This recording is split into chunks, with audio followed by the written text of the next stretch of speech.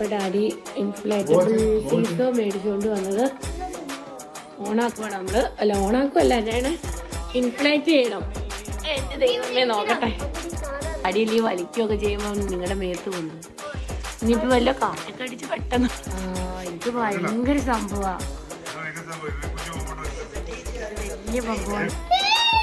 പമ്പിൽ കൊണ്ട് അടിച്ചിട്ട് വരാമെന്ന് പറഞ്ഞ് ഡാഡി പമ്പിൽ അടിച്ചിട്ട് വരും ഡാഡി. അയ്യോ ചിക്കുന് ഭയങ്കര സങ്കടം. ചിക്കുൻ്റെ വിചാരം എടുക്കത്തില്ല, തിരിച്ചു കൊടുക്കാൻ പോവാണ്.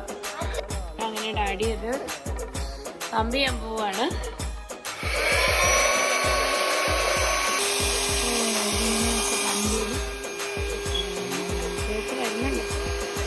ചിക്കു ഭയങ്കര വെയിറ്റിംഗ് അല്ലേക്കു. അങ്ങനെ നമ്മുടെ സീസോ റെഡിയായി.